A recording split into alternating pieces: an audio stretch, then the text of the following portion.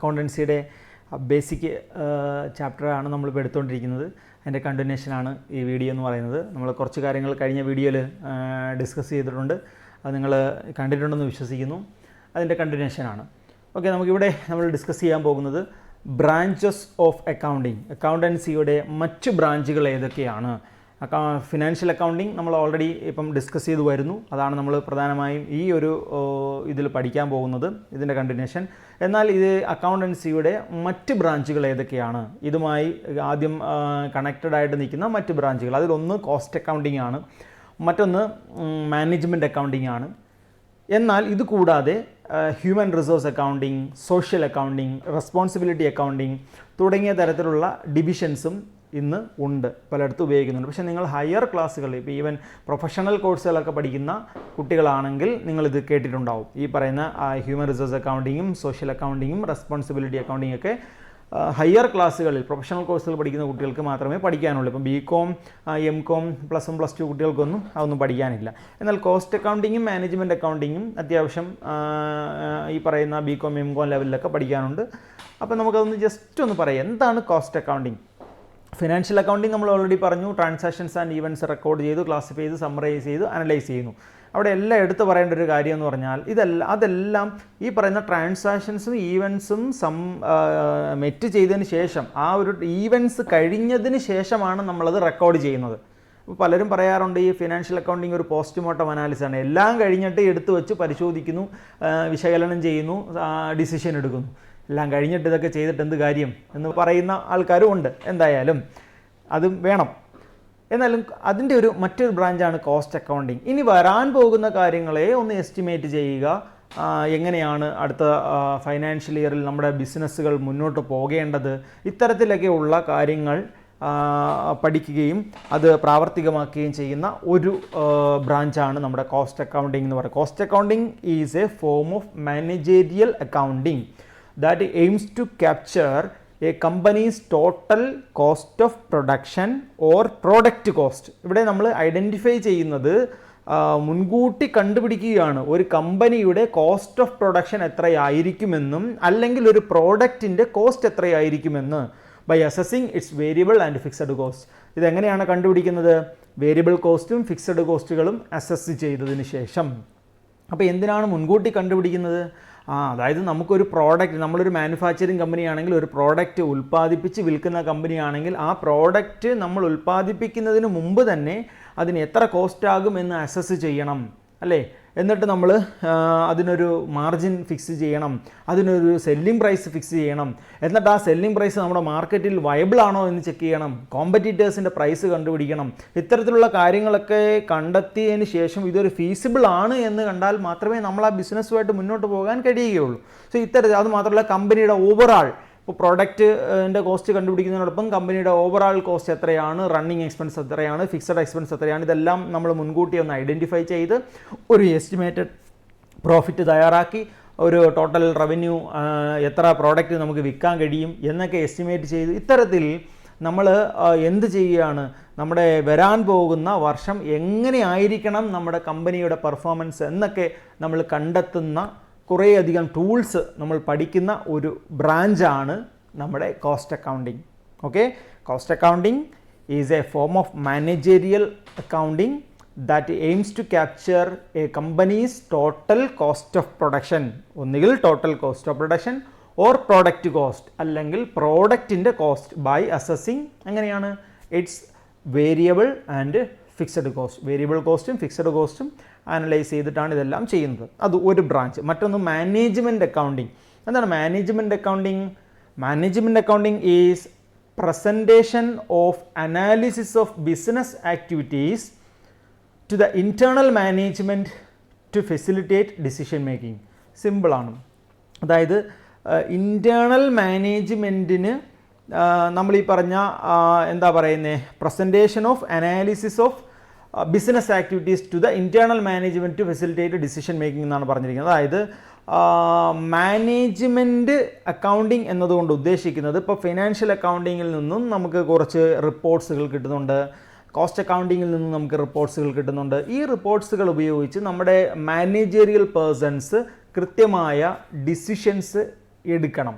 അല്ലേ? അപ്പോൾ അത്തരത്തിൽ ഡിസിഷൻസ് എടുക്കാൻ അവർക്ക് കുറച്ച് ടൂൾസുകൾ അവൈലബിൾ ആണ്. നമ്മൾ ഹയർ ചാപ്റ്ററുകളിൽ നമ്മൾ പഠിക്കും. അത്തരത്തിലുള്ള ടൂൾസുകൾ ഡിസ്കസ് ചെയ്യുന്ന, പഠിക്കുന്ന, അത് പ്രാവർത്തികമാക്കുന്ന എന്താണ് മാനേജറിയൽ പേഴ്സൺസിന് കമ്പനിയുടെ ഡിസിഷൻസ്. അത് ഞാനൊരു എക്സാമ്പിൾ പറഞ്ഞുതരാം. ഇപ്പോൾ make or buy decision. Make or buy decision എന്താണ്? മേക്ക് ഓർ ബൈ ഡിസിഷൻ എന്ന് പറഞ്ഞാൽ ഒരു പ്രോഡക്റ്റ് അല്ലെങ്കിൽ ഒരു മെറ്റീരിയൽ, ഒരു റാ മെറ്റീരിയൽ നമ്മൾ ഉൽപ്പാദിപ്പിക്കണോ അതോ നമ്മൾ പുറത്തുനിന്ന് വാങ്ങുന്നതാണോ നമുക്ക് നല്ലത്? ഒരു തീരുമാനം എടുക്കണം. മേക്ക് ഓർ ബൈ ഡിസിഷൻ അത് നമ്മൾ മാനേജ്മെൻറ്റ് അക്കൗണ്ടിൽ പഠിക്കുന്ന ഒരു ടൂളാണ്. അതായത് ഈ പ്രോഡക്റ്റ് ഞാൻ സ്വന്തമായി ഉൽപ്പാദിപ്പിക്കുന്നതാണോ എനിക്ക് നല്ലത്? ഒരു സിമ്പിൾ എക്സാമ്പിൾ കൂടെ ഞാൻ പറയാം. ഒരു കാർ ഉൽപ്പാദിപ്പിക്കുന്ന കമ്പനിയാണ് നമ്മളെങ്കിൽ ഈ കാറിൻ്റെ ടയർ നമ്മൾ തന്നെ ടയർ ഉൽപ്പാദിപ്പിക്കണോ അതോ ഇഷ്ടംപോലെ കമ്പനികൾ വേറെ ടയർ ഉണ്ടാക്കുന്നുണ്ട്, അവരുടെ കയ്യിൽ നിന്ന് വാങ്ങുന്നതാണോ നമുക്ക് ലാഭം? ആ ഒരു തീരുമാനം എടുക്കണം. Make or buy decision. അപ്പോൾ നമ്മൾ എങ്ങനെ കണ്ടുപിടിക്കും? ഈ ടയർ സ്വന്തമായിട്ട് ഉൽപ്പാദിപ്പിക്കുകയാണെങ്കിൽ അതെന്താവും, മെറ്റീരിയൽ എന്താവും, കോസ്റ്റ്, ഇതെല്ലാം കണ്ടുപിടിക്കുക. അതിൻ്റെ ടോട്ടൽ കോസ്റ്റ്, അതിൻ്റെ പ്ലാന്റ് കോസ്റ്റ്, ഇതെല്ലാം അനലൈസ് ചെയ്യുക. ഇത് എത്ര പ്രോഡക്റ്റ് നമ്മൾ ഉൽപ്പാദിപ്പിച്ച് വിൽക്കാൻ പറ്റുമെന്ന് കണ്ടുപിടിക്കുക. അപ്പോൾ നമുക്ക് ഒരു പ്രോഡക്റ്റിന് ഒരു ടയറിന് എന്ത് കോസ്റ്റ് വരുമെന്ന് ഐഡൻറ്റിഫൈ ചെയ്യുക. അതിനുശേഷം ഇത് വാങ്ങിയാൽ വെളിയിൽ പോയി ചിലപ്പോൾ നമ്മൾ ഉൽപ്പാദിപ്പിക്കുകയാണെങ്കിൽ നമുക്ക് ചിലപ്പം ഒരുപാട് 3000 രൂപയാവും ഒരു ടയറിന്. പക്ഷേ വെളിയിൽ 2800 രൂപയ്ക്ക് ഇത് അവൈലബിൾ ആണ്. പിന്നെ പോയി വെളിയിൽ നിന്ന് വാങ്ങിച്ചാൽ പോരെ, എന്തിനാണ് ഇത്രയും വലിയ റിസ്ക് എടുക്കുന്നത്, ഇത്രയും വലിയ ഇൻവെസ്റ്റ്മെൻറ്റ് ചെയ്യുന്നത്? എന്നാൽ ചില പ്രോഡക്റ്റുകൾ വെളിയിൽ മാർക്കറ്റിൽ ഭയങ്കര വിലയാണത്. നമ്മളിത് ചെക്ക് ചെയ്ത് നോക്കിയപ്പം ഇത് നമുക്ക് ഉൽപ്പാദിപ്പിക്കാൻ പകുതിയുടെ പൈസ പോലും ആകുന്നില്ല, അല്ലെങ്കിൽ 70% നമുക്ക് ഉൽപ്പാദിപ്പിക്കാൻ കഴിയും. അങ്ങനെയാണെങ്കിൽ നമുക്ക് ഉണ്ടാക്കുന്നില്ലേ നല്ലത്? സോ ഇത്തരത്തിലുള്ള ഡിസിഷൻസ് എടുക്കാൻ നമ്മുടെ മാനേജറിയൽ പേഴ്സണെ സഹായിക്കുന്ന പല ടൂൾസുകളും നമ്മൾ പഠിക്കുന്നുണ്ട്, പല ചാപ്റ്ററുകളായിട്ട് നമ്മൾ പഠിക്കുന്നുണ്ട്. സോ അത്തരത്തിലുള്ള കാര്യങ്ങൾ പഠിക്കുകയും ഇംപ്ലിമെൻറ്റ് ചെയ്യുകയും ചെയ്യുന്ന ഒരു ബ്രാഞ്ചാണ് നമ്മുടെ മാനേജ്മെൻറ്റ് അക്കൗണ്ടിങ്. പിന്നെ HR അക്കൗണ്ടിങ് ഉണ്ട്, ഹ്യൂമൻ റിസോഴ്സ് അക്കൗണ്ടിങ് ഞാനിവിടെ എക്സ്പ്ലെയിൻ ചെയ്യുന്നില്ല, ഇപ്പോൾ ചെറിയ ക്ലാസ്സിലെ കുട്ടികൾക്ക് അതൊന്നും പഠിക്കാനില്ല. അതുപോലെ തന്നെ സോഷ്യൽ അക്കൗണ്ടിങ്ങും റെസ്പോൺസിബിലിറ്റി അക്കൗണ്ടിങ്ങും ഒന്നും ഇവിടെ പഠിക്കാനില്ലാത്തതുകൊണ്ട് ഞാനിവിടെ തൽക്കാലം അങ്ങോട്ടൊന്നും പോകുന്നില്ല. അപ്പോൾ എന്തായാലും branches of accounting, financial, cost, management. So നമുക്ക് നെക്സ്റ്റ് ടോപ്പിക്കിലേക്ക് പോകാം.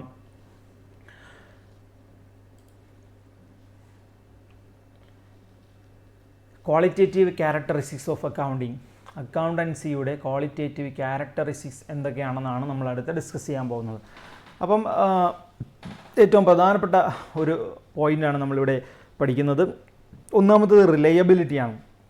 ആ പേര് പോലെ തന്നെയാണല്ലേ, നമ്മൾ ഫൈനാൻഷ്യൽ അക്കൗണ്ടൻസി പ്രകാരം നമ്മൾ തയ്യാറാക്കി വെച്ചിരിക്കുന്ന ഈ ഡേ ബുക്ക് ആണെങ്കിലും ജേണൽ ആണെങ്കിലും ലെഡ്ജർ ആണെങ്കിലും ട്രയൽ ബാലൻസ് ആണെങ്കിലും നമ്മുടെ ഇൻകം സ്റ്റേറ്റ്മെൻറ്റും പൊസിഷൻ സ്റ്റേറ്റ്മെൻറ്റും അല്ലേ, ഈ പറയുന്ന റെക്കോർഡിംഗ് ക്ലാസിഫിക്കേഷനെ കഴിഞ്ഞ് നമുക്ക് വരുന്ന ഫൈനൽ റിസൾട്ട് എന്ന് പറയുന്നതാണ് ഒരു സമ്മറി ഷീറ്റാണ് ഈ ഇൻകം സ്റ്റേറ്റ്മെൻറ്റും പൊസിഷൻ സ്റ്റേറ്റ്മെൻറ്റ്. ഈ പൊസിഷൻ സ്റ്റേറ്റ്മെൻറ്റും ഇൻകം സ്റ്റേറ്റ്മെൻറ്റും ഉപയോഗിച്ചുകൊണ്ട് പല ആൾക്കാരും നമ്മുടെ യൂസേഴ്സ് ഓഫ് അക്കൗണ്ടിങ് ഞാൻ പറഞ്ഞു കഴിഞ്ഞില്ലേ, അവർ പല തീരുമാനങ്ങളെടുക്കും. ഈ കമ്പനിയിൽ ഇൻവെസ്റ്റ് ചെയ്യണോ വേണ്ടയോ, ഇവരുടെ പ്രോഡക്റ്റ് വാങ്ങിക്കണോ വേണ്ടയോ, ഇവർക്ക് ക്രെഡിറ്റ് കൊടുക്കണോ വേണ്ടയോ, ഇത്തരത്തിലുള്ള തീരുമാനങ്ങൾ എടുക്കാൻ കാത്തിരിക്കുന്ന ആൾക്കാരുണ്ട്. അപ്പോൾ ഇവരെല്ലാം നമ്മളുടെ ഈ ഒരു സ്റ്റേറ്റ്മെൻറ്റിനെയാണ് ഡിപ്പെൻഡ് ചെയ്യുന്നത്. അതിനെ അവർക്ക് ഡിപ്പെൻഡ് ചെയ്യാൻ കഴിയുന്ന തരത്തിൽ വേണം നമ്മളത് തയ്യാറാക്കാൻ, അല്ലേ? Reliability means the users must be able to depend on the information. അവർക്ക് കഴിയണം നമ്മൾ കൊടുക്കുന്ന ഈ ഇൻഫർമേഷൻ കൃത്യമായി അവർക്കത് ഫോളോ ചെയ്യാനും വിശ്വസിച്ച് അത് വെച്ചൊരു ഡിസിഷൻ എടുക്കാനും അവർക്ക് കഴിയണം. അത്രയേ ഉള്ളൂ. To ensure reliability the information disclosed must be credible and verifiable. ഉറപ്പായിട്ട് അത് ക്രെഡിബിൾ ആയിരിക്കണം, വിശ്വാസയോഗ്യമായിരിക്കണം, വെരിഫൈ ചെയ്യാൻ പറ്റുന്നതും ആയിരിക്കണം. സിമ്പിളാണ്. എന്താണ് റിലയബിലിറ്റി? ജസ്റ്റ് റിലയബിൾ ആയിട്ടുള്ള ഇൻഫർമേഷൻ ആയിരിക്കണം. ഇത് വെച്ച് മറ്റൊരാൾക്കൊരു തീരുമാനമെടുക്കാൻ കഴിയണം. അപ്പോൾ ആ തീരുമാനം തെറ്റാനും പാടില്ല. അത്തരത്തിൽ നമ്മൾ കൃത്യമായ ഇൻഫർമേഷൻ നമ്മൾ പ്രൊവൈഡ് ചെയ്യുക എന്നതാണ് ഈ റിലയബിലിറ്റി എന്നതുകൊണ്ട് ഉദ്ദേശിക്കുന്നത്. മറ്റൊന്ന് റിലവൻസ്. ടു ബി റിലവൻറ്റ്, അത് റിലവൻ്റ് ആയിരിക്കുക. Information must be available in time. കൃത്യസമയത്ത് തന്നെ നമ്മളത് കൊടുക്കുക. ഒരു ഡിസിഷൻ നമുക്ക് ഇന്ന സമയത്ത് എടുക്കണം, ആ സമയത്ത് തന്നെ നമുക്ക് അതിൻ്റെ ഇൻഫർമേഷൻ കിട്ടണം എന്ന് മാത്രമല്ല അത് വേണ്ടതായിട്ടുള്ള ഇൻഫർമേഷൻ തന്നെ കിട്ടണം. ഏതെങ്കിലും കാര്യങ്ങൾ എടുത്തു വെച്ച് റിപ്പോർട്ട് ഉണ്ടാക്കി സബ്മിറ്റ് ചെയ്താൽ അത് നമുക്ക് ഉപയോഗിക്കാൻ കഴിയില്ല, തെറ്റും. Must help in prediction and feedback and must influence the decisions of users. ഇത് ഈ പറയുന്ന ഈ ഇൻഫർമേഷൻ ഉപയോഗിച്ച് യൂസേഴ്സ് അവരുടെ തീരുമാനങ്ങൾ എടുക്കേണ്ടതാണ്. ആ തീരുമാനങ്ങൾക്ക് കൃത്യമായി ഇൻഫ്ലുവൻസ് ചെയ്യുന്ന തരത്തിലുള്ള ഇൻഫർമേഷൻ നമ്മൾ പ്രൊവൈഡ് ചെയ്യണം. അവർക്ക് ആവശ്യമുള്ള ഇൻഫർമേഷൻ, അപ്പോൾ സിമ്പിളായിട്ട് പറഞ്ഞാൽ യൂസേഴ്സ് ഓഫ് അക്കൗണ്ടിങ്ങിന് ആവശ്യമുള്ള കൃത്യമായ ഇൻഫർമേഷൻ കൃത്യമായ സമയത്ത് തന്നെ കൊടുക്കുക. ഒരിക്കലും ആവശ്യമില്ലാത്ത ഇൻഫർമേഷൻ ഏതെങ്കിലും ഒരു സമയത്ത് കൊടുക്കാതിരിക്കുക എന്നതാണ് ഉദ്ദേശിക്കുന്നത്. ഓക്കെ, അപ്പോൾ റിലവൻ്റ് ആയിട്ടുള്ള ഇൻഫർമേഷൻ മാത്രം പ്രൊവൈഡ് ചെയ്യുക. Understandability means decision makers must interpret accounting information in the same sense as it is prepared and conveyed to them. അതായത് അണ്ടർസ്റ്റാൻഡബിലിറ്റി ഉദ്ദേശിക്കുന്നത് ഞാൻ നിങ്ങളോട് പറയാൻ ഉദ്ദേശിച്ച കാര്യം, ഞാൻ നിങ്ങളോടൊരു കാര്യം പറയാൻ ഉദ്ദേശിച്ചു, ഞാനത് പറഞ്ഞു. അപ്പം ഞാൻ എന്താണോ എൻ്റെ മനസ്സിൽ വിചാരിച്ചത് അതേ കാര്യമായിരിക്കണം നിങ്ങൾ കേൾക്കുമ്പോൾ നിങ്ങളുടെ മനസ്സിലും വരേണ്ടത്. ഞാൻ പറഞ്ഞതൊന്ന് നിങ്ങൾ കേട്ടത്, നമ്മൾ സിനിമയിലൊക്കെ കണ്ടിട്ടുണ്ട്, ഒരാൾ എന്തെങ്കിലും ഒന്ന് പറയുന്നു, കേൾക്കുന്ന ആൾ വേറൊന്ന് പറയുന്നു. അങ്ങനെ വരാൻ പാടില്ല. ഞാൻ പറഞ്ഞ അതേ കാര്യം തന്നെ നിങ്ങൾക്ക് മനസ്സിലാവണം, അത്രയേ ഉള്ളൂ. അണ്ടർസ്റ്റാൻഡബിലിറ്റി എന്ന് പറഞ്ഞാൽ ഒരാൾ എന്താണോ എക്സ്പ്ലെയിൻ ചെയ്യാൻ ഉദ്ദേശിച്ചത് അതേ കാര്യം തന്നെ ഇത് കേട്ടവനും മനസ്സിലാവണം. അതായത് നമ്മൾ റിപ്പോർട്ടിൽ തയ്യാറാക്കി വെച്ചിരിക്കുന്ന കാര്യങ്ങൾ നമുക്ക് മാത്രം മനസ്സിലായിട്ട് കാര്യമില്ല, മറ്റൊരാൾക്കും അത് മനസ്സിലാവണം. ഞാൻ എന്താണോ ഉദ്ദേശിച്ചത് അത് തന്നെ മറ്റൊരാൾക്കും മനസ്സിലാകണം. അതാണ് അണ്ടർസ്റ്റാൻഡബിലിറ്റി എന്നതുകൊണ്ട് ഉദ്ദേശിക്കുന്നത്. മറ്റൊന്ന് comparability. Financial report are able to compare various aspect of an entity over different time period and with other entities. ഞാൻ നേരത്തെ പറഞ്ഞു, ഇൻ്റർഫേം കമ്പാരിസണും ഇൻട്രാഫേം കമ്പാരിസണും നമ്മൾ ഫോളോ ചെയ്യുന്നതാണ്. എന്താണ് ഇൻ്റർഫേം കമ്പാരിസൺ? എൻ്റെ ഈ വർഷത്തെ റിസൾട്ടും എൻ്റെ കഴിഞ്ഞ വർഷത്തെ റിസൾട്ടുമായിട്ട് ഞാൻ കമ്പയർ ചെയ്യുകയാണ്. എന്താണ്, കഴിഞ്ഞ വട്ടം എനിക്ക് ഇത്ര പ്രോഫിറ്റ് ഉണ്ടായിരുന്നു, ഈ വർഷം പ്രോഫിറ്റ് കുറഞ്ഞു, എന്താണ് കാര്യം? അല്ലെങ്കിൽ പ്രോഫിറ്റ് കൂടി, എന്തുകൊണ്ട് കൂടി? അതിൻ്റെ കാരണങ്ങൾ നമ്മൾ കണ്ടെത്തിയിട്ട് അത് ഇമ്പ്രൂവ് ചെയ്യും, അല്ലേ? എന്താണ് കുറഞ്ഞത്, അക്കാരണങ്ങളും കണ്ടെത്തിയിട്ട് നമ്മളതിനെ റെക്ടിഫൈ ചെയ്യും. അതുപോലെ സെയിൽസ് കൂടി, അല്ലെങ്കിൽ എൻ്റെ പ്രോഫിറ്റ് കൂടി, എൻ്റെ കോസ്റ്റ് കൂടി, സാലറി കൂടി. അപ്പോൾ എൻ്റെ കഴിഞ്ഞ വട്ടത്തെ അപേക്ഷിച്ച് ഈ വട്ടം എന്തുകൊണ്ടാണ് സാലറി കൂടിയത്? സോ എൻ്റെ തന്നെ ഫേമിലെ കഴിഞ്ഞ വട്ടത്തെ റിസൾട്ടുകളും ഈ വർഷത്തെ റിസൾട്ടുകളും ഞാൻ കമ്പയർ ചെയ്യുന്നു. അങ്ങനെ കമ്പയർ ചെയ്യണമെങ്കിൽ ഞാൻ കഴിഞ്ഞ വട്ടം ഫോളോ ചെയ്ത മെത്തേഡ്, പാറ്റേൺ, പ്രസൻറ്റേഷൻ, അതേ പ്രസൻറ്റേഷൻ ആയിരിക്കണം ഈ വർഷവും ഞാൻ ഫോളോ ചെയ്യുന്നത്. എങ്കിലല്ലേ എനിക്ക് കമ്പയർ ചെയ്യാൻ പറ്റൂ. കഴിഞ്ഞ വട്ടം ഞാനൊരു മെത്തേഡ് ഫോളോ ചെയ്തു, ഈ വട്ടം വേറൊരു മെത്തേഡ് ഫോളോ ചെയ്താൽ ഇത് തമ്മിൽ കമ്പയർ ചെയ്യാൻ കഴിയില്ല. മറ്റൊന്ന്, എൻ്റെ ഫേമിലെ ഈ വർഷത്തെ റിസൾട്ടും ഞാൻ എൻ്റെ കോമ്പറ്റീറ്ററായ മറ്റൊരു ഫേമിലെ റിസൾട്ടുമായിട്ട് അവന് അത്രയും പ്രോഫിറ്റ് ഉണ്ട്, എനിക്കെന്താണ് അത്രയും പ്രോഫിറ്റ് ഇല്ലാത്തത്? അപ്പോൾ എൻ്റെ സ്റ്റേറ്റ്മെൻറ്റും എൻ്റെ ഫേമിന് വെളിയിലുള്ള മറ്റൊരു സ്ഥാപനത്തിൻ്റെ സ്റ്റേറ്റ്മെൻറ്റുമായിട്ട് ഞാൻ കമ്പയർ ചെയ്യുന്നു.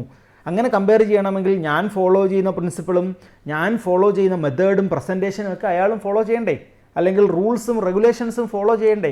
എങ്കിലല്ലേ കമ്പയർ ചെയ്തിട്ട് കാര്യമുള്ളൂ. ഞാനൊരു മെത്തേഡ്, അവനൊരു വേറൊരു മെത്തേഡ്, അങ്ങനെ ഫോളോ ചെയ്തിട്ട് കാര്യമില്ല. അപ്പോൾ കമ്പയർ ചെയ്യാൻ കഴിയണമെന്ന് പറയുമ്പോൾ ഈ ക്യാരക്ടറിസ്റ്റിക്സിൽ പറയുന്നത് പൊതുവായ റൂൾസ്, റെഗുലേഷൻസ്, മെത്തേഡുകൾ, ടെക്നിക്സുകൾ, നമ്മുടെ അസംഷൻസ് എല്ലാം നമ്മൾ ഫോളോ ചെയ്യണമെന്നാണ് ഇതുകൊണ്ട് ഉദ്ദേശിക്കുന്നത്. മറ്റൊന്ന് timeliness is how quickly information is available to users of accounting information. കൃത്യമായി പെട്ടെന്ന് നമുക്ക് ഡിലേ വന്നിട്ട് കാര്യമില്ല. ഒരു തീരുമാനം എടുക്കണമെങ്കിൽ അത് ഇൻ ടൈമിൽ നമുക്ക് ഈ പറയുന്ന ഇൻഫർമേഷൻ കിട്ടിയിരിക്കണം. ആ കൃത്യസമയത്ത് നമുക്കിത് കൊടുക്കാൻ കഴിയണം എന്നുള്ളതാണ്. സമയത്ത് തന്നെ എത്തിക്കാൻ കഴിയണം. സമയം കഴിഞ്ഞിട്ട് ഇത് കൊടുത്തിട്ട് ഒരു കാര്യവുമില്ല. മറ്റൊന്ന് verifiability means that it should be possible for an enterprise, for an organization, reported financial results to be reproduced by third party given in the same fact and assumptions. അതായത് വെരിഫയബിലിറ്റി എന്നതുകൊണ്ട് ഉദ്ദേശിക്കുന്നത് മറ്റൊരാൾക്ക് വെരിഫൈ ചെയ്യാൻ. ഞാൻ എൻ്റെ ഡയറിയിൽ കുറേ കാര്യങ്ങൾ എഴുതി വെക്കുന്നു, എനിക്ക് വായിക്കാം. എൻ്റെ നോട്ട്ബുക്കിൽ എഴുതുന്നതല്ല എനിക്ക് വായിക്കാൻ പറ്റും. പക്ഷേ ഞാനിത് വേറൊരാൾക്ക് എടുത്തു കൊടുത്തിട്ട് വായിക്കാൻ പറഞ്ഞാൽ അയാളിങ്ങനെ തപ്പി പിടിച്ചിരിക്കും. ചിലതൊന്നും മനസ്സിലാകാതെ നീ ഇതെന്താ എഴുതിയേക്കുന്നതെന്ന് ചോദിക്കും. അങ്ങനെ വരാൻ പാടില്ല. അതായത് മറ്റൊരാൾക്ക് കൃത്യമായി വെരിഫൈ ചെയ്യാൻ കഴിയണം. ഞാൻ എന്താണോ ഉദ്ദേശിച്ചത് അത് അയാൾക്കും കൃത്യമായിട്ട് മനസ്സിലാക്കാൻ കഴിയണം, റീപ്രൊഡ്യൂസ് ചെയ്യാൻ കഴിയണം എന്നുള്ളതാണ് അവിടെ ഉദ്ദേശിക്കുന്നത്. അപ്പം വേരിഫയബിലിറ്റി എന്നതുകൊണ്ട് ഉദ്ദേശിക്കുന്നത് കൃത്യമായി ഞാൻ കൊടുക്കുന്ന ഇൻഫർമേഷൻ മറ്റൊരാൾക്ക് അത് അതേ സെൻസിൽ തന്നെ മനസ്സിലാക്കാനും മറ്റൊരാൾക്ക് പകർന്നു നൽകാനും കഴിയണം. ഇവിടെ നിന്നൊന്ന് പറയുന്നു, അത് വേറൊരാളുടെ അടുത്ത് ചെല്ലുമ്പോൾ അത് ഇച്ചിരി ഒന്ന് മാറി, അടുത്ത വീണ്ടും ഒരാൾ ചെല്ലുമ്പോൾ കുറച്ചും കൂടെ മാറി, അങ്ങനെ അത് ശോഷിച്ചില്ലാതാകുന്ന അവസ്ഥ ഉണ്ടാവരുത് എന്നാണ് അതിൽ ഉദ്ദേശിക്കുക. അപ്പോൾ എന്തായാലും reliability, relevance, understandability, comparability, timeliness and verifiability. ഇതൊക്കെയാണ് അക്കൗണ്ടൻസിയുടെ ക്വാളിറ്റേറ്റീവ് ക്യാരക്ടറിസ്റ്റിക്സ്. സോ അപ്പോൾ നമ്മൾ അടുത്ത ഒരു ടോപ്പിക്കിലേക്ക് പോവുകയാണ്. നിങ്ങൾ ഇതൊക്കെ ഒന്നും കൂടെ ടെക്സ്റ്റ് ബുക്കുകളിലൊക്കെ കൂടുതൽ ഇൻഫർമേഷൻസ് അവൈലബിൾ ആണ്, കുറേയൊക്കെ വായിച്ച് നോക്കുക. പിന്നെ ഒരുപാട് ടെക്സ്റ്റ് ബുക്കുകൾ അവൈലബിൾ ആണ്, എന്തായാലും അതും കൂടെയൊക്കെ നിങ്ങളൊന്ന് വായിച്ച് നോക്കുക കേട്ടോ. ദെൻ നമ്മൾ അടുത്ത ടോപ്പിക്കിലേക്ക് പോകുന്നത് ഒബ്ജക്റ്റീവ്സ് ഓഫ് അക്കൗണ്ടിങ്. ഒരുപാട് ഒബ്ജക്റ്റീവ്സ്, പല ടെസ്റ്റുകളിൽ ഒരുപാട് ഒബ്ജക്റ്റ്സ് ഒക്കെ പറയുന്നുണ്ടെങ്കിൽ ഞാനിവിടെ വളരെ സിമ്പിളായിട്ട് 4 ഒബ്ജക്റ്റ് മാത്രമാണ് ഇവിടെ മെൻഷൻ ചെയ്തിട്ട് പോകുന്നത്. ആ 4 ഒബ്ജക്റ്റ് സിമ്പിളായിട്ട് പറഞ്ഞ് തീർക്കുകയാണ്, ഒരുപാട് വലിച്ചു നീട്ടുന്നില്ല. ഒന്ന്, സിസ്റ്റമാറ്റിക് റെക്കോർഡിംഗ് ഓഫ് ട്രാൻസാക്ഷൻസ്. അതിനെ നമ്മൾ ബുക്ക് കീപ്പിംഗ് റെക്കോർഡ്സ് അല്ലേ, systematic recording of transactions, book keeping എന്ന ഫംഗ്ഷനാണ് അത് യഥാർത്ഥത്തിൽ. അപ്പോൾ എന്താണ് സിസ്റ്റമാറ്റിക് റെക്കോർഡിംഗ് ഓഫ് അക്കൗണ്ട്സ് എന്ന് പറഞ്ഞാൽ, നമ്മൾ കൃത്യമായി എഴുതി തയ്യാറാക്കി നമ്മുടെ ബുക്സുകൾ മെയിൻറ്റെയിൻ ചെയ്യുന്നത് പ്രധാനപ്പെട്ട ഒരു ഒബ്ജക്റ്റാണ്.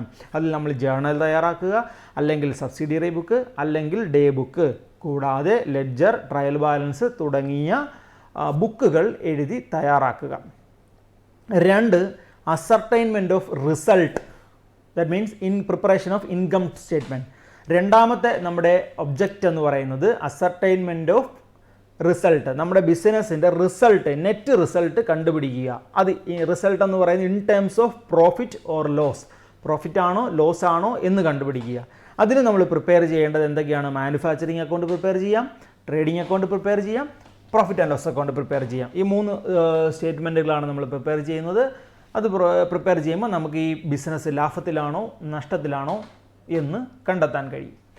Next, ascertainment of financial position, നമ്മുടെ സ്ഥാപനത്തിൻ്റെ ഇപ്പോഴത്തെ പൊസിഷൻ, അതിന് നമ്മൾ പൊസിഷൻ സ്റ്റേറ്റ്മെൻറ്റ് എന്നാണ് പറയുന്നത്. പൊസിഷൻ സ്റ്റേറ്റ്മെൻറ്റ് ഒന്ന് മാത്രമേ ഉള്ളൂ, ബാലൻസ് ഷീറ്റ്. അപ്പോൾ നമ്മൾ ഏത് പ്രിപ്പയർ ചെയ്യുക? പൊസിഷൻ സ്റ്റേറ്റ്മെൻറ്റ് പ്രിപ്പയർ ചെയ്യുക. എന്ത്? അത് ബാലൻസ് ഷീറ്റാണ്. പൊസിഷൻ കണ്ടുപിടിക്കുന്നതിന് വേണ്ടി പൊസിഷൻ സ്റ്റേറ്റ്മെൻറ്റ് തയ്യാറാക്കുക. എന്തൊക്കെയാണ് പൊസിഷൻ സ്റ്റേറ്റ്മെൻറ്റായ ബാലൻസ് ഷീറ്റിൽ വരുന്നത്? അസറ്റുകൾ, ലൈബിലിറ്റീസ്, ക്യാപിറ്റൽ. ഈ 3 ഐറ്റംസ് ഉപയോഗിച്ച് നമുക്ക് പൊസിഷൻ സ്റ്റേറ്റ്മെൻറ്റ് കണ്ടുപിടിക്കാം. അപ്പോൾ മൂന്നാമത്തെ object ascertainment of financial position.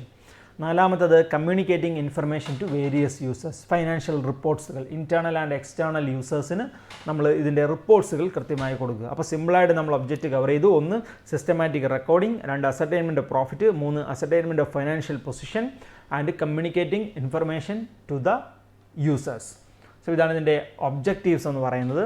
അപ്പോൾ നിങ്ങൾക്ക് ഏകദേശം ഐഡിയ കിട്ടിയെന്ന് വിശ്വസിക്കുന്നു. നമ്മൾ അടുത്ത ടോപ്പിക്കിലേക്ക് പോവുകയാണ്. മറ്റൊന്ന് റോൾസ് ഓഫ് അക്കൗണ്ടിങ് ആണ്. അക്കൗണ്ടൻസി എന്ന് പറയുന്ന ആ ഒരു ടോപ്പിക്കിൻ്റെ നമ്മുടെ ഈ ബിസിനസ് മേഖലയിൽ അല്ലെങ്കിൽ നമ്മുടെ ഈ ഒരു രാജ്യത്ത് അതിൻ്റെ റോൾ എന്താണ് എന്നുള്ളതാണ്. ഒന്ന്, as A language, it is perceived as A language of business which is used to communicate information on enterprises. ബിസിനസ്സും തമ്മിൽ കമ്മ്യൂണിക്കേറ്റ് ചെയ്യാൻ ഉപയോഗിക്കുന്ന ഒരു ലാംഗ്വേജാണ് അക്കൗണ്ടൻസി. നമ്മൾ പറഞ്ഞു ട്രാൻസാക്ഷൻസ് ആൻഡ് ഈവൻറ്റ്സ് നമ്മൾ റെക്കോർഡ് ചെയ്യുന്നു, അവർ റെക്കോർഡ് ചെയ്യുന്നു. നമ്മൾ റെക്കോർഡ് ചെയ്യുന്ന പോലെ തന്നെ അവർ റെക്കോർഡ് ചെയ്യുക. നമ്മൾ റെക്കോർഡ് ചെയ്യുന്ന, നമ്മൾ ഫോളോ ചെയ്യുന്ന മെത്തേഡ് തന്നെ അവരും ഫോളോ ചെയ്യുകയാണെങ്കിൽ ഇൻ്റർഫേം കമ്പാരിസൺ പോസിബിൾ ആണ്. സോ എന്തായാലും ഇതൊരു ലാംഗ്വേജ് ഓഫ് ബിസിനസ്, അക്കൗണ്ടിംഗ് എന്ന് പറയുന്നത് ബിസിനസ്സിൻ്റെ ലാംഗ്വേജ് ആയിട്ട് നമ്മൾ ഉപയോഗിക്കുന്നു. അപ്പം അത് പ്രധാനപ്പെട്ട ഒരു റോളാണ്, അക്കൗണ്ടൻസിയുടെ റോളാണ്. ആരായിട്ട് ആക്ട് ചെയ്യുക? ലാംഗ്വേജ് ആയിട്ട് ആക്ട് ചെയ്യുക എന്നുള്ളത്. As A historical record, accountancy എപ്പോഴും ഒരു ഹിസ്റ്റോറിക്കൽ റെക്കോർഡാണ്. എന്താണ്? It is viewed as A chronological record of financial transactions of an organisation at actual amounts involved. ഇത് ഒരു ആക്ച്വൽ എമൗണ്ട്. മറ്റേത് കോസ്റ്റ് അക്കൗണ്ടിങ്, അത് എടുത്ത് പറയണം. കോസ്റ്റ് അക്കൗണ്ടിങ് എപ്പോഴും എസ്റ്റിമേറ്റഡ് എമൗണ്ട് ആണ്.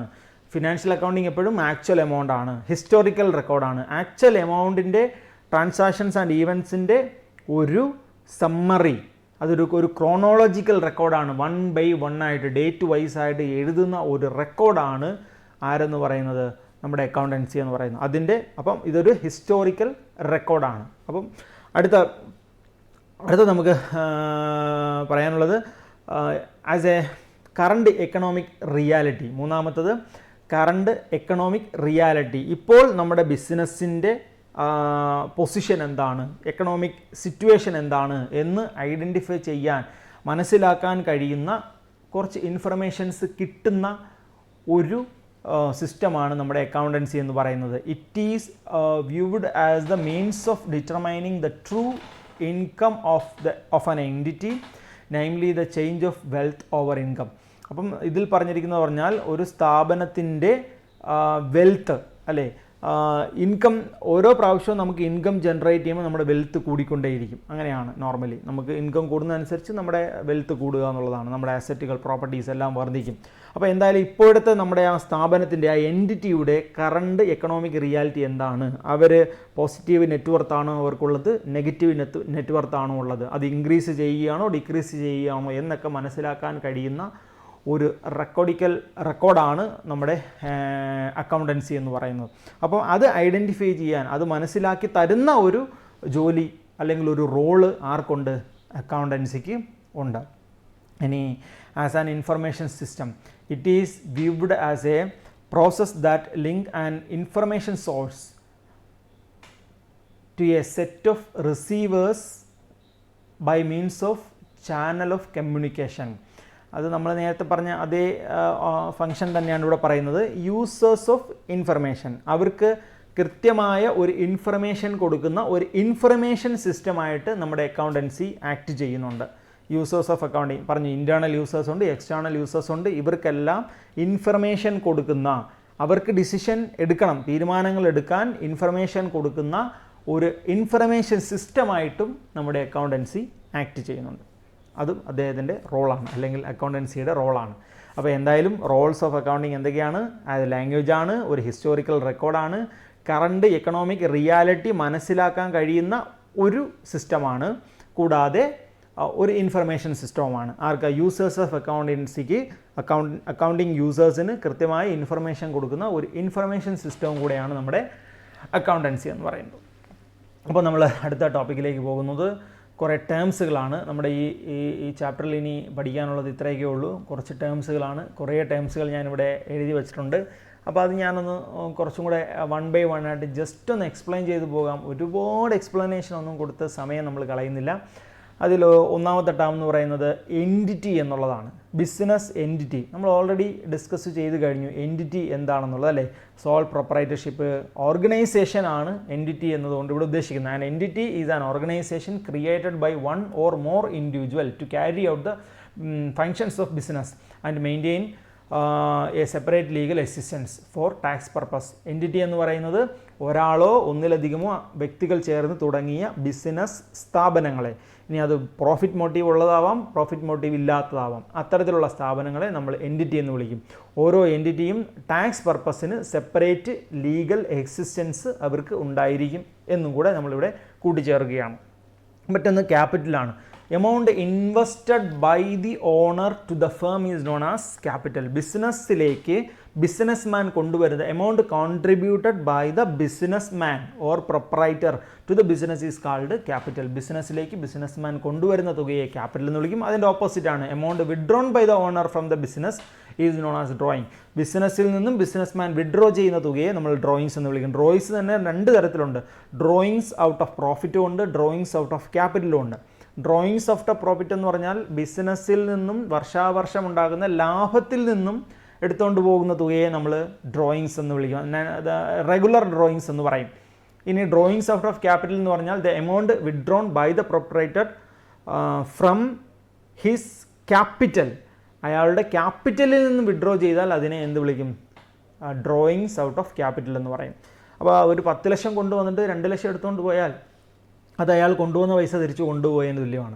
10 ലക്ഷം കൊണ്ടുവന്നിട്ട് ആ വർഷത്തെ പ്രോഫിറ്റായ 1.5 ലക്ഷത്തിൽ നിന്ന് ഒരു 50,000 എടുത്തുകൊണ്ട് പോയാൽ നമ്മളതിനെ റെഗുലർ ഡ്രോയിങ്സ് എന്ന് വിളിക്കും. അപ്പം സിറ്റുവേഷൻ അനുസരിച്ച് ഇത് ഞാൻ ജസ്റ്റ് ഞാൻ ഒന്ന് പറഞ്ഞു എന്നുള്ളതേ ഉള്ളൂ. മറ്റൊന്ന് ട്രാൻസാക്ഷൻസ്, നമ്മൾ ഓൾറെഡി പറഞ്ഞു കഴിഞ്ഞു, ഞാൻ വീണ്ടും റിപ്പീറ്റ് ചെയ്യുന്നില്ല. മറ്റൊന്ന് സോഴ്സ് ഡോക്യുമെൻറ്റ്സ് ആണ്. അത് ഞാൻ ഓൾറെഡി ഒന്ന് പറഞ്ഞായിരുന്നു, എങ്കിലും ഒന്ന് പറയാം. The original supporting document produced with each business event and used to record every business transactions. ഏതൊരു ട്രാൻസാക്ഷനും റെക്കോർഡ് ചെയ്യാനും ഏതൊരു ട്രാൻസാക്ഷൻ്റെ കൂടെയും നമ്മൾ എഴുതി തയ്യാറാക്കുന്ന അല്ലെങ്കിൽ പ്രൊഡ്യൂസ് ചെയ്യുന്ന അല്ലെങ്കിൽ നമുക്ക് കിട്ടുന്ന ആ എവിഡൻസിനെ നമ്മൾ എന്ത് വിളിക്കും? അല്ലെങ്കിൽ ആ ഒരു സപ്പോർട്ടിംഗ് ഡോക്യുമെൻറ്റിനെ നമ്മൾ സോഴ്സ് ഡോക്യുമെൻ്റ് എന്ന് വിളിക്കും. ആ സോഴ്സ് ഡോക്യുമെൻറ്റ്സിൽ നിന്നാണ് നമ്മൾ എന്ത് ചെയ്യുന്നത്? ഫസ്റ്റ് ഫംഗ്ഷൻ റെക്കോർഡിംഗ് എന്ന് പറയുന്ന ഫംഗ്ഷനിലേക്ക് നമ്മൾ പോകുന്നത്. ഓക്കെ. മറ്റൊന്ന് ഗുഡ്സ്. ഗുഡ്സ് എന്ന് പറഞ്ഞാൽ നമുക്കറിയാവുന്ന കാര്യങ്ങളാണ്, എങ്കിലും ഒന്ന് പറയാം. It refer to the product in which business unit dealing. നമ്മൾ ഒരു ബിസിനസ് നടത്തുന്ന സ്ഥാപനമാണെങ്കിൽ നമ്മൾ ഡീൽ ചെയ്യുന്ന പ്രോഡക്റ്റുകളെ നമ്മൾ എന്ത് വിളിക്കും? ഗുഡ്സ് എന്ന് വിളിക്കും. ഓക്കെ. അപ്പം ഒരു കാർ മാനുഫാക്ചറിങ് കമ്പനി ആണെങ്കിൽ കാർ എന്ന് പറയുന്നതാണ് നമ്മളുടെ ഗുഡ്സ് എന്ന് പറയുന്നത്. ഒരു ടെക്സ്റ്റൈൽ ആണെങ്കിൽ അവരുടെ തുണിത്തരങ്ങൾ, അല്ലേ, ഷർട്ട്, ഡ്രസ് മെറ്റീരിയൽസ്, ഇതൊക്കെ അവരുടെ എന്താണ്, ഗുഡ്സാണ്. സോ നെക്സ്റ്റ് നമുക്ക് കവർ ചെയ്യാനുള്ള ടേംസ് എന്ന് പറഞ്ഞാൽ സർവീസ്. അപ്പോൾ ഗുഡ്സും സർവീസും നമ്മൾ ഒന്നിച്ച് പറയേണ്ട ഒരു ടേംസ് ആണ്. Goods and service are output of an economic system. നമ്മുടെ ഇന്നത്തെ എക്കണോമിക് സിസ്റ്റത്തിലെ നമ്മുടെ പ്രധാനപ്പെട്ട ഔട്ട്പുട്ടാണ് ഗുഡ്സും സർവീസും. Okay, goods are tangible items sold to customers. Goods എന്ന് പറഞ്ഞാൽ ടാഞ്ചിബിൾ ഐറ്റമാണ്, നമുക്ക് ടച്ച് ചെയ്യാൻ പറ്റുന്ന ഐറ്റമാണ്, നമ്മൾ കാണാൻ കഴിയുന്ന, നമുക്ക് അത് മറ്റൊരാൾക്ക് വിൽക്കാൻ കഴിയുന്ന അത്തരത്തിലുള്ള ഫിസിക്കലായിട്ടുള്ള ഒരു ഫിസിക്കൽ എക്സിസ്റ്റൻസ് ഉള്ള ഐറ്റത്തിനെ നമ്മൾ എന്ത് വിളിക്കും, ഗുഡ്സ് എന്ന് വിളിക്കും. എന്നാൽ while services are task performed for the benefit of the recipient. അതായത് സർവീസ് എന്ന് പറയുന്നത് ഒരു ടാസ്കുകളാണ്, അല്ലേ.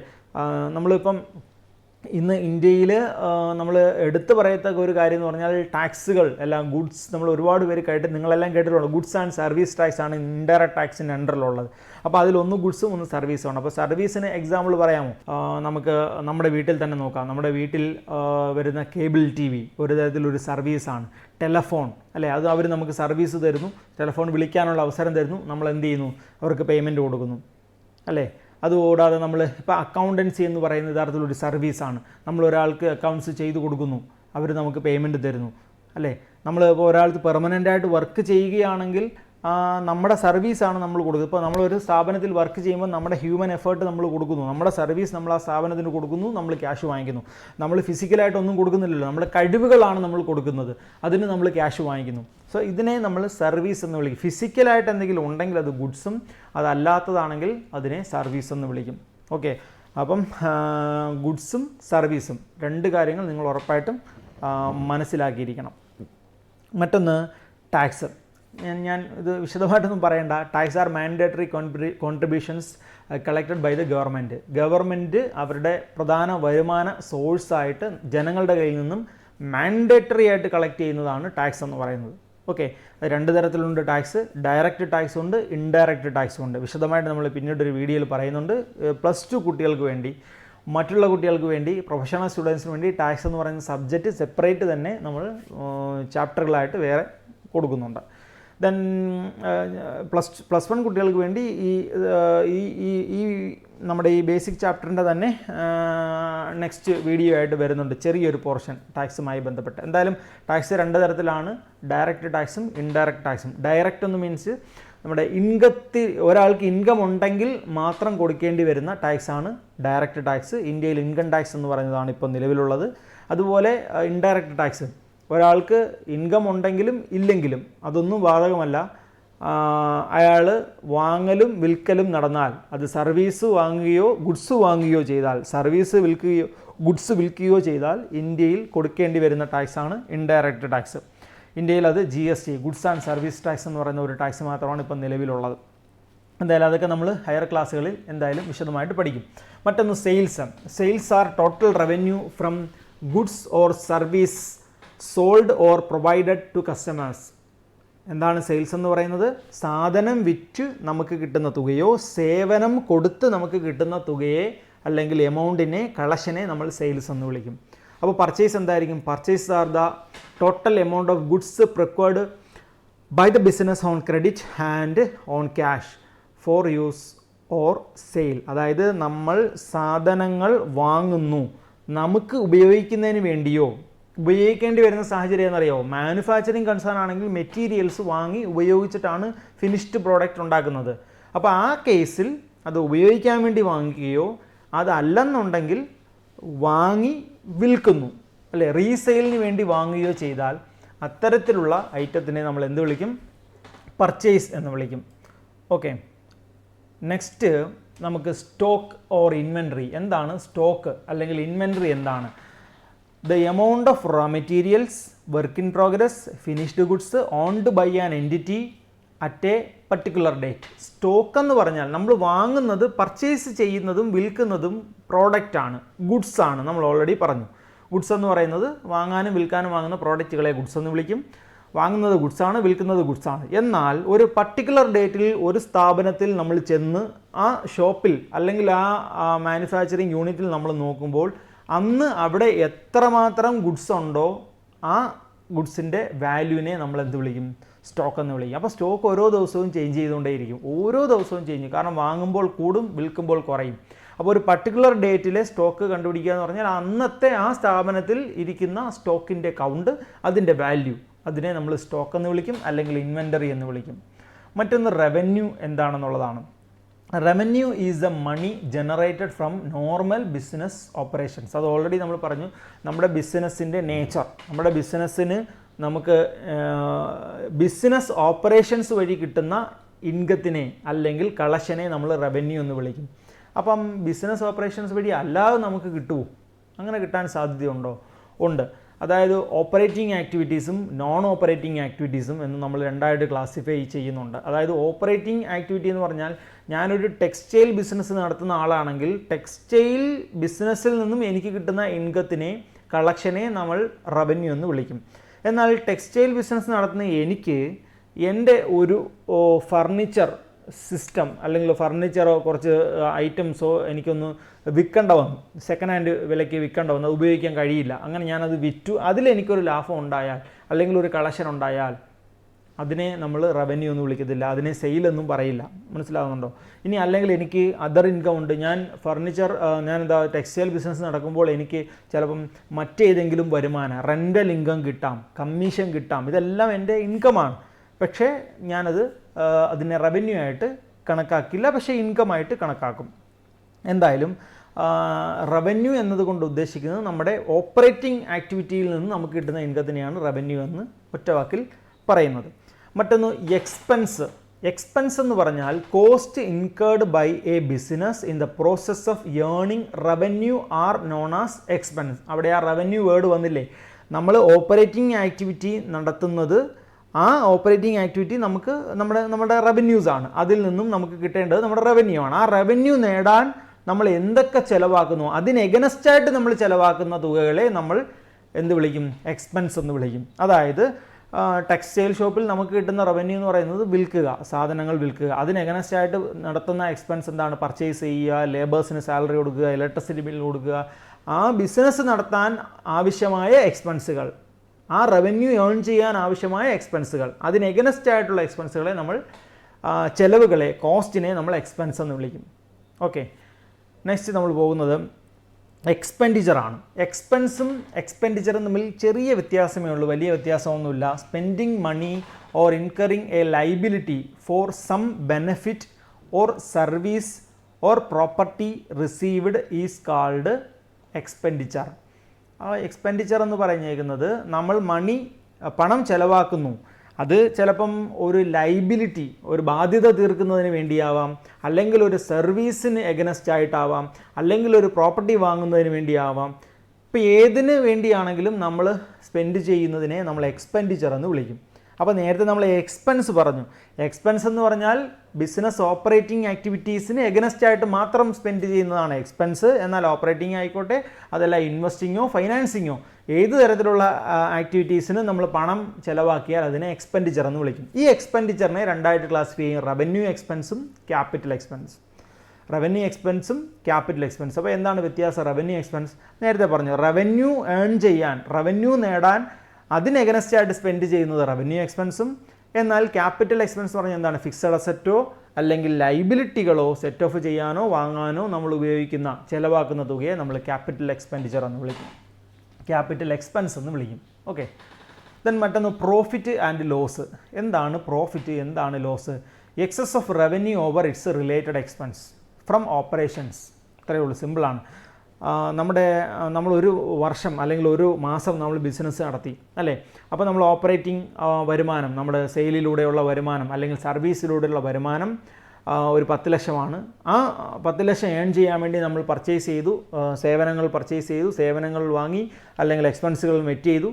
അപ്പോൾ അതും രണ്ടും കൂടെ കമ്പയർ ചെയ്യുമ്പോൾ വരുന്ന ഡിഫറൻസ് ആണ് പ്രോഫിറ്റ് എന്ന് പറയുന്നത്. അതായത് excess of expenditure over income, excess of revenue over its related expense.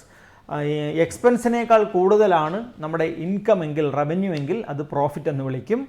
And vice versa എന്ന് വെച്ചാൽ തിരിച്ച്, നമ്മുടെ എക്സ്പെൻസ് 15 ലക്ഷവും നമ്മുടെ ഇൻകം 12 ലക്ഷവും ആണെങ്കിൽ അത് ലോസ് ആണ്.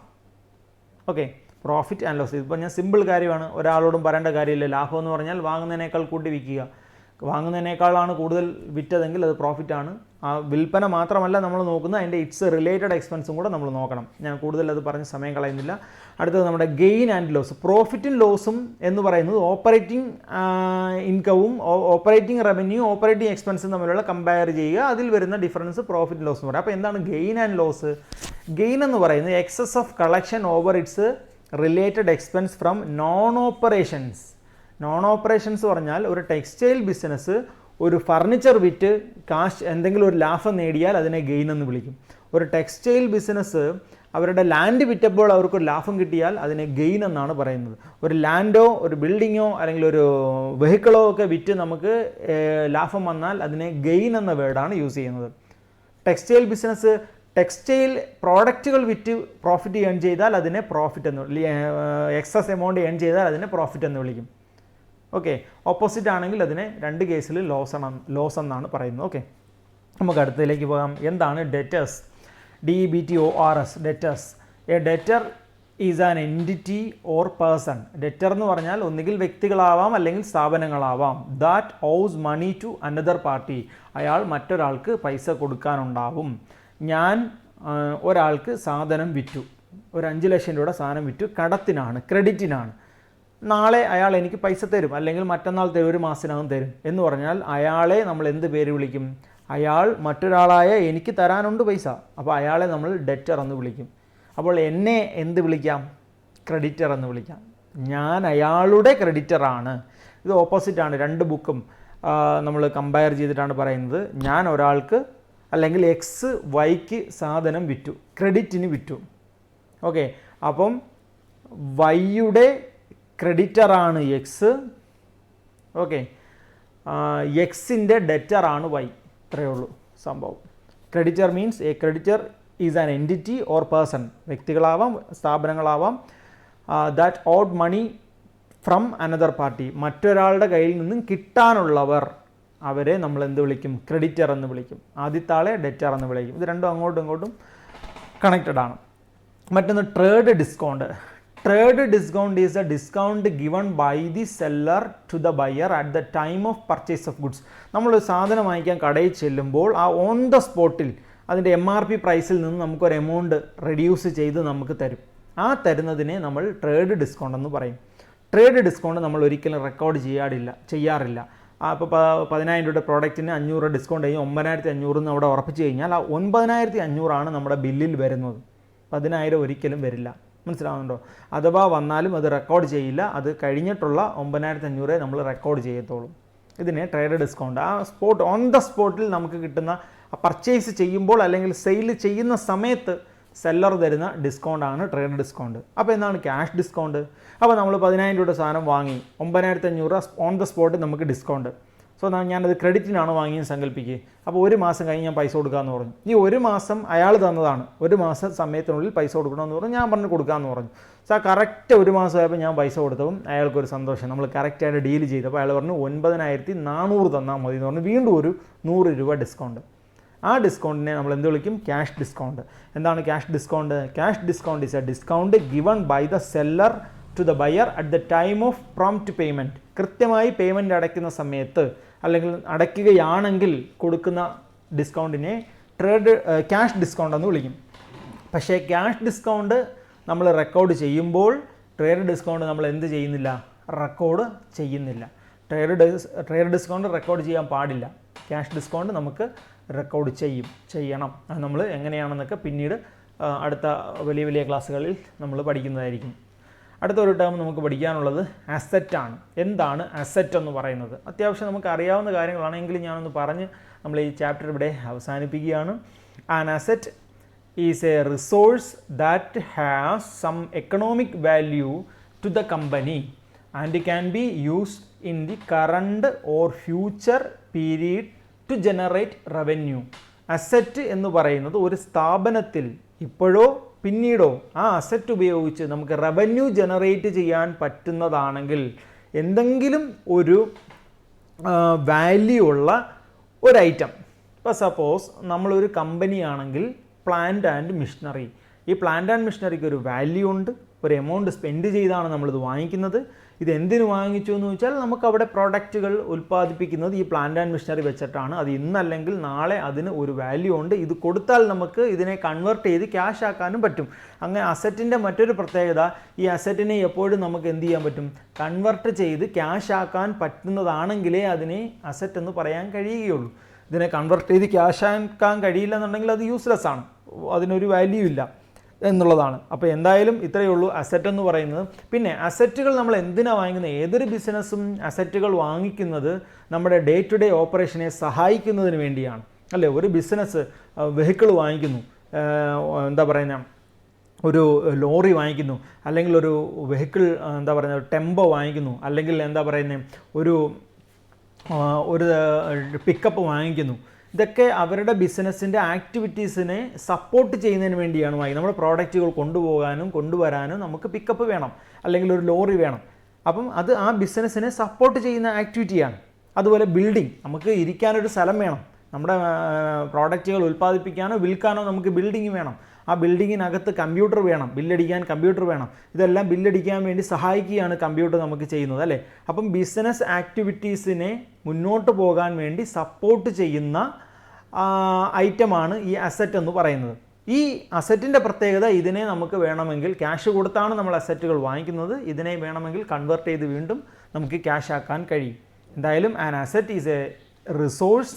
ഇതൊരു റിസോഴ്സാണ് that has some economic value. ഇതിനൊരു വാല്യൂ ഉണ്ടായിരിക്കണം. അതുകൊണ്ടാണ് ഞാൻ പറഞ്ഞത് ഇതിനെ കൺവേർട്ട് ചെയ്ത് ക്യാഷ് ആക്കാൻ കഴിയണം. ഇല്ലെങ്കിൽ പിന്നെ ഇതിനെ അസറ്റ് എന്ന് വിളിക്കാൻ കഴിയില്ല. പിന്നെ ഇത് നമ്മൾ ബിസിനസ്സിൻ്റെ ഓപ്പറേഷന് വേണ്ടി ഉപയോഗിക്കാൻ കഴിയുന്നതായിരിക്കും. Can be used in the current or future period to generate revenue earn ചെയ്യാൻ, സപ്പോർട്ട് ചെയ്യാൻ കഴിയുന്ന ഒരു റിസോഴ്സ്, അല്ലെങ്കിൽ കുറേ റിസോഴ്സുകളെ നമുക്ക് എന്ത് വിളിക്കാം, അസറ്റ് എന്ന് വിളിക്കാം.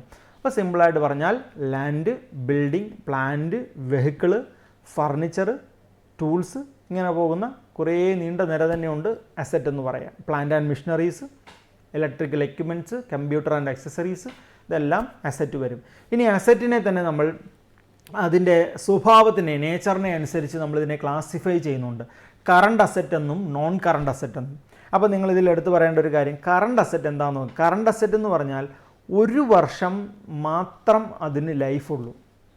സിമ്പിളായിട്ട് പറഞ്ഞാൽ എന്ന് വെച്ചാൽ ഒരു വർഷം കൊണ്ട് ഇത് പൂർണ്ണമായും ഇല്ലാതാകുമെന്നല്ല പറയുന്നത്. ഒരു വർഷത്തിനുള്ളിൽ തന്നെ ഇത് റൊട്ടേറ്റ് ചെയ്തുകൊണ്ടേയിരിക്കും.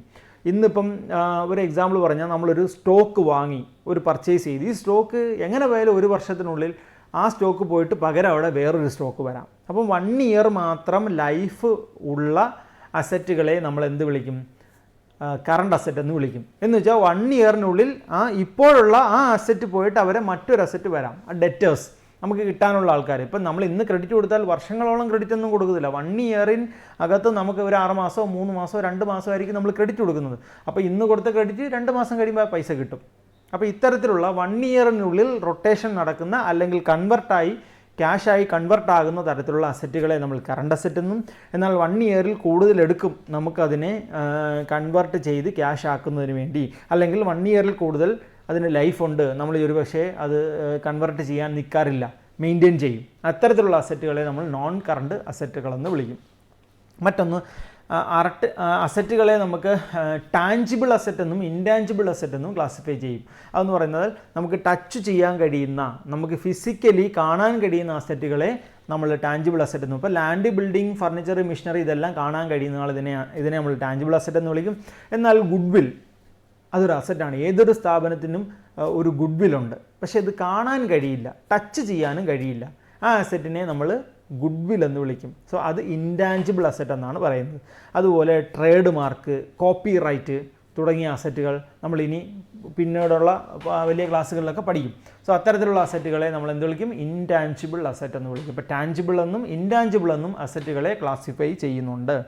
മറ്റൊന്ന് നമുക്ക് പഠിക്കാനുള്ളത് ഇൻവെസ്റ്റ്മെൻറ്റ്സ് ആൻഡ് ഡെപ്പോസിറ്റ്സ്. എന്തായാലും ഈ ടേംസ് ഒക്കെ നമ്മൾ വിശദമായിട്ട് പഠിക്കുന്നതാണെങ്കിലും ജസ്റ്റ് എന്ന് പറയാം, എന്താണ് ഇൻവെസ്റ്റ്മെൻറ്റ്? ഇൻവെസ്റ്റ്മെൻ്റ് എന്ന് പറഞ്ഞാൽ ഒരു തരത്തിലുള്ള അസറ്റാണ്. എന്തിനാണ് ഈ അസറ്റ് നമ്മൾ പർച്ചേസ് ചെയ്യുന്നത്? Purchased or invested to build or earn wealth or income. അതായത് നമ്മുടെ കയ്യിൽ എക്സസ് മണി ഉണ്ടെങ്കിൽ നിങ്ങളെല്ലാവരും ചെയ്യുന്നതാണ്. ഇപ്പം ബിസിനസ്സിൻ്റെ കാര്യം വിട്ടേരെ, നിങ്ങളുടെ കയ്യിൽ കുറച്ച് എക്സസ് മണി ഉണ്ടെങ്കിൽ നിങ്ങൾ ബാങ്കിൽ കൊണ്ടുപോയി ഡെപ്പോസിറ്റ് ചെയ്യും. എന്തിനാണ് ഡെപ്പോസിറ്റ് ചെയ്യുന്നത്? നമുക്ക് ഒരു മാസ വരുമാനം കിട്ടുന്നതിന് വേണ്ടി. അങ്ങനെ കിട്ടുമ്പം നമ്മുടെ വെൽത്ത് കൂടും, നമ്മുടെ ഇൻകം കൂടും. സോ വെൽത്ത് കൂടാനോ ഇൻകം കൂടാനോ ഒക്കെ നമ്മുടെ എക്സസ് മണി എവിടെയെങ്കിലും കൊണ്ട് ഡെപ്പോസിറ്റ് ചെയ്താൽ, ഇൻവെസ്റ്റ് ചെയ്താൽ, അല്ലെങ്കിൽ എന്തെങ്കിലും ഒരു അസറ്റ് പർച്ചേസ് ചെയ്താൽ അതിനെ ഷെയർ വാങ്ങുന്നു. പല ആൾക്കാരും ഷെയർ പർച്ചേസ് ചെയ്യാറുണ്ട്. എന്തിനാണ്? നമ്മൾ ഇൻകം കിട്ടും അല്ലെങ്കിൽ വെൽത്ത് കൂടും എന്ന പ്രതീക്ഷയിലാണ് ഇത് പർച്ചേസ് ചെയ്യുന്നത്. ചിലപ്പോൾ കുറയാം, കൂടാം, എന്തോ ആയിക്കോട്ടെ. അത്തരത്തിൽ നമ്മൾ ഇൻകമോ വെൽത്തോ കൂടുന്നതിന് വേണ്ടി നമ്മൾ പർച്ചേസ് ചെയ്യുന്ന അസറ്റുകളെയോ ഇൻവെസ്റ്റ് ചെയ്യുന്ന എന്തെങ്കിലും ഐറ്റത്തിൽ ഇൻവെസ്റ്റ് ചെയ്താലോ അതിനെ നമ്മൾ ഇൻവെസ്റ്റ്മെൻറ്റ്സ് എന്ന് അല്ലെങ്കിൽ ഡെപ്പോസിറ്റ്സ് എന്ന് വിളിക്കും. നമ്മൾ എക്സാമ്പിൾ പറഞ്ഞ LICയിൽ ഇൻവെസ്റ്റ് ചെയ്യുന്നവരുണ്ട്, ഫിക്സഡ് ഡെപ്പോസിറ്റിൽ ഇൻവെസ്റ്റ് ചെയ്യുന്നവരുണ്ട്, മ്യൂച്വൽ ഫണ്ടിൽ ഇൻവെസ്റ്റ് ചെയ്യുന്നവരുണ്ട്, ഷെയറിൽ ഇൻവെസ്റ്റ് ചെയ്യുന്നവരുണ്ട്. അത് മാത്രമല്ല, യഥാർത്ഥത്തിൽ ഞാനെന്ന് പറയുന്ന വ്യക്തി എൻ്റെ ബിസിനസ്സിൽ ഇൻവെസ്റ്റ് ചെയ്യുന്നുണ്ട്. എൻ്റെ ബിസിനസ് നടന്നുകൊണ്ടിരുന്ന സമയത്ത് ഞാൻ വേണമെങ്കിൽ വേറൊരു ബിസിനസ്സിൽ ഇൻവെസ്റ്റ് ചെയ്യാം. എൻ്റെ ലക്ഷ്യം എന്ന് പറയുന്നത് വരുമാനം ഞാൻ ചെയ്യുക എന്നുള്ളതാണല്ലോ. സോ ഇതൊക്കെ ഇൻവെസ്റ്റ്മെൻറ്റ്സ് എന്നാണ് പറയുന്നത്. മറ്റൊന്ന് ലൈബിലിറ്റി. അസറ്റിൻ്റെ ഓപ്പോസിറ്റാണ് ലൈബിലിറ്റി എന്ന് പറയുന്നത്. Liabilities are obligations or debt that an enterprise has to pay at some time in the future. കുറച്ച് നാളുകൾക്കുള്ളിൽ ഞാൻ കൊടുത്തു തീർക്കേണ്ട, മറ്റാർക്കെങ്കിലും ഞാൻ കൊടുത്തു തീർക്കേണ്ട തുകയെ ലൈബിലിറ്റി എന്ന് വിളിക്കും. ഞാൻ മറ്റാർക്കെങ്കിലും 6 മാസത്തിനുള്ളിൽ നമ്മൾ ബാങ്കിൽ നിന്ന് ലോൺ എടുക്കുന്നു, നമ്മൾ തിരിച്ചടയ്ക്കണം, ഉറപ്പായിട്ടും തിരിച്ചടയ്ക്കണം. നമുക്ക് നമ്മുടെ ഒരു സപ്ലയർ നമുക്ക് ഗുഡ്സ് തരുന്നു, ക്രെഡിറ്റ് ആണ് തന്നത്, തിരിച്ചു കൊടുക്കണം. സോ ഇതിനെല്ലാം നമ്മൾ എന്ത് വിളിക്കും? ലൈബിലിറ്റി എന്ന് വിളിക്കും. ലൈബിലിറ്റിയും നേരത്തെ പറഞ്ഞ പോലെ കറണ്ട് ലൈബിലിറ്റി ഉണ്ട്, നോൺ കറണ്ട് ലൈബിലിറ്റി ഉണ്ട്. കറണ്ട് ലൈബിലിറ്റി എന്ന് പറഞ്ഞാൽ 1 ഇയറിനുള്ളിൽ കൊടുത്ത് തീർത്തിരിക്കണം. 1 ഇയറിനുള്ളിൽ കൊടുത്ത് തീർത്തിരിക്കണം. അത്തരത്തിലുള്ള ലൈബിലിറ്റികളെ കറണ്ട് ലൈബിലിറ്റി എന്നും, എന്നാൽ 1 വർഷം കഴിഞ്ഞോ 2, 3, 5 വർഷം കൊണ്ട് കൊടുത്ത് തീർത്താൽ മതി എന്നതാണെങ്കിൽ അതിനെ നോൺ കറണ്ട് ലൈബിലിറ്റി എന്നും വിളിക്കും. ഇനി അതുപോലെ നമുക്ക് ലൈബിലിറ്റി ആയിട്ട് വരുന്ന 1-2 ഐറ്റം. അപ്പോൾ ഞാൻ നേരത്തെ പറഞ്ഞ കണക്ക് അസറ്റ് എന്ന് പറയുന്നത് എൻ്റെ അണ്ടറിൽ വരുന്നതാണ് ഈ ഇൻവെസ്റ്റ്മെൻറ്റും ഡെപ്പോസിറ്റും. അതുപോലെ തന്നെ നമ്മൾ ലൈബിലിറ്റിയുടെ അണ്ടറിൽ വരുന്നതാണ് ലോൺസ് ആൻഡ് അഡ്വാൻസ്. എന്താണ് ലോൺ എന്ന് പറയുന്നത്? ബാങ്കിൽ നിന്ന് നമ്മൾ ലോൺ എടുക്കുന്നു, നമ്മൾ തിരിച്ചടക്കണം, അല്ലേ? A loan is an arrangement under which lender hello another party the use of fund in exchange of an interest. അതായത് നമുക്കറിയാം, നമുക്ക് എല്ലാവർക്കും അറിയാം, ലോൺ എടുക്കുമ്പോൾ അവർ നമുക്ക് പണം തരുന്നു. ആ പണം ഉപയോഗിച്ച് നമുക്ക് ബിസിനസ് നടത്താം. പക്ഷെ അവർ പണം തരുമ്പോൾ അതിനൊരു കൺസിഡറേഷനായിട്ട് നമ്മൾ എന്ത് ചെയ്യണം? പലിശ അവർക്ക് എല്ലാ മാസവും അല്ലെങ്കിൽ എല്ലാ വർഷവും കൊടുക്കണം. കൂടാതെ നമ്മൾ എന്തും കൊടുക്കണം? ഈ തന്ന പൈസയും തിരിച്ചു കൊടുക്കണം. അതാണ് എന്തെന്ന് പറയുന്നത്? ലോൺ എന്ന് പറയുന്നത്. അപ്പം നമ്മൾ ഏകദേശമൊക്കെ ഒന്ന് ഡിസ്കസ് ചെയ്ത് കഴിഞ്ഞു. ഇതൊക്കെ ഒന്ന് പറഞ്ഞു പോയതേ ഉള്ളൂ. ഈ ടേംസുകളെല്ലാം വിശദമായി പല പല ചാപ്റ്ററുകളിൽ നമ്മൾ പഠിക്കുന്നതാണ്. എന്തായാലും ഒരു ഇൻട്രഡക്ഷൻ ചാപ്റ്റർ എന്ന നിലയ്ക്ക് ഞാൻ ജസ്റ്റ് ഓടിച്ചൊന്ന് പറഞ്ഞതേ ഉള്ളൂ. എല്ലാവർക്കും ഏകദേശമൊക്കെ മനസ്സിലായെന്ന് വിശ്വസിക്കുന്നു. എന്തായാലും മറ്റ് 1-2 കാര്യങ്ങളിവിടെ പറയാനുള്ളത്, ഈ ടേംസുകൾ ഞാൻ ഒന്നും കൂടെ ഒന്ന് റിപ്പീറ്റ് ചെയ്തു പോകാം. ഇപ്പോൾ എൻറ്റിറ്റി എന്ന് പറഞ്ഞു, ക്യാപിറ്റൽ. +1 കുട്ടികൾക്ക് വേണ്ടി ക്യാപിറ്റൽ എപ്പോഴും ഒരു ലൈബിലിറ്റി ആയിരിക്കും, ഒന്ന് ഓർത്തിരിക്കണം. ഓക്കെ, ക്യാപിറ്റൽ എപ്പോഴും ലൈബിലിറ്റിയാണ് ബിസിനസ്സിന്. നമ്മളെപ്പോഴും ബിസിനസ്സിൻ്റെ അക്കൗണ്ടൻ്റ് ആണ്. അപ്പോൾ ഡ്രോയിങ്സ് എന്ന് പറയുന്നത് അസറ്റ് ആയിരിക്കും, അതൊന്ന് ഓർത്തിരിക്കണം. ഗുഡ്സ് എന്ന് പറയുന്നത് സ്റ്റോക്കാണ്, സ്റ്റോക്ക് എപ്പോഴും അസറ്റാണ്. സർവീസ് നമുക്ക് ഇൻകമാണ്, ക്രെഡിറ്റ് ബാലൻസ് ഉള്ള ഒരു ഐറ്റമാണ്. ടാക്സ് നമ്മൾക്ക് ലൈബിലിറ്റിയാണ്, നമ്മൾ ഗവൺമെൻറ്റിന് അടയ്ക്കേണ്ടതാണ്. സെയിൽസ് നമുക്ക് ഇൻകമാണ്, പർച്ചേസ് നമുക്ക് എക്സ്പെൻസ് ആണ്. സ്റ്റോക്ക് ഞാൻ പറഞ്ഞു കഴിഞ്ഞു. റവന്യൂ ഇൻകമാണ്, എക്സ്പെൻസ് ആണ്. പിന്നെ ഇതിനകത്ത് ഡെറ്റേഴ്സ്, അത് നമുക്കെപ്പോഴും അസറ്റാണ്. ഡെറ്റേഴ്സ് നമുക്കെപ്പോഴും അസറ്റാണ്, ബാലൻസ് ഷീറ്റിൽ അസറ്റ് സൈഡിൽ വരുന്ന ഐറ്റമാണ്. ക്രെഡിറ്റേഴ്സ് നമുക്ക് ലൈബിലിറ്റിയാണ്, നമുക്ക് കൊടുക്കേണ്ടുന്ന തുകയാണ്. ഡിസ്കൗണ്ട് 2 തരത്തിലുണ്ട്. ഡിസ്കൗണ്ട് അലൗഡ്, ഡിസ്കൗണ്ട് റിസീവ്ഡ് വരും. അതൊക്കെ നമുക്ക് വിശദമായിട്ട് പിന്നീട് പഠിക്കാം. ക്യാഷ് ഡിസ്കൗണ്ട് അലൗഡും വരും, റിസീവ്ഡും വരും. അലൗഡ് എക്സ്പെൻസ് ആണ്, റിസീവ്ഡ് എന്ന് പറയുന്നത് ഇൻകമാണ്.